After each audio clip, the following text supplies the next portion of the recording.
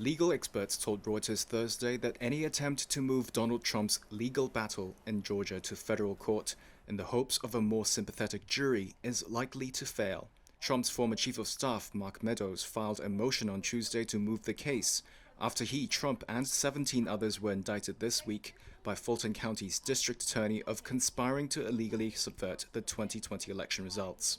Meadows will argue his case belongs in the federal court for the Northern District of Georgia.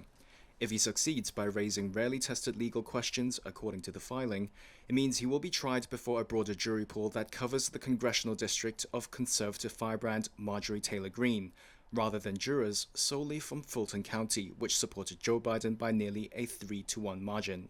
Georgia State Law School professor Eric Siegel said Meadows' effort would add uncertainties and delay proceedings, but ultimately it would be dismissed if courts apply the law correctly. The request for removal is definitely going to delay this trial. It's going to be complicated and messy. Now, Donald Trump and the other defendants should lose these motions. And under the law, their case for removal is very weak. However, the lower federal courts and the Supreme Court in this country have changed a lot over the last 3 years.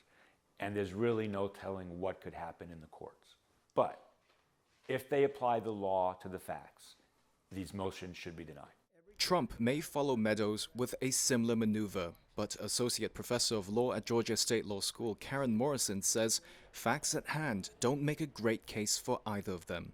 In a phone call after the 2020 presidential election to Georgia's top election official Brad Raffensperger, Trump urged him to find enough votes to reverse his narrow loss in the state.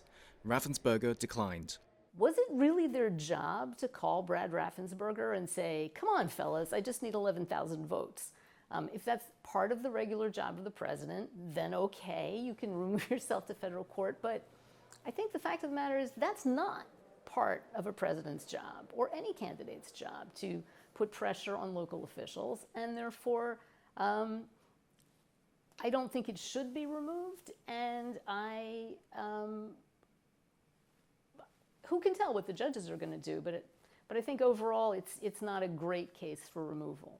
Donald Trump had tried in June to move his criminal prosecution in New York, stemming from hush money payments to porn star Stormy Daniels, to a federal court. A U.S. judge denied his bid last month. The legal experts Reuters spoke to say Trump's odds are, quote, definitely better this time. Because it is more plausible that, let's say there's a closer nexus between making sure that the election was fair and being the president than there is between paying a porn star and being the president. But they also say he still doesn't necessarily have a winning claim. The facts are very clear. They were trying to change the result of the election, not maintain its integrity. Trump has called the indictment a political witch hunt in a social media post and accused prosecutor Fani Willis, an elected Democrat, of trying to sabotage his presidential comeback bid.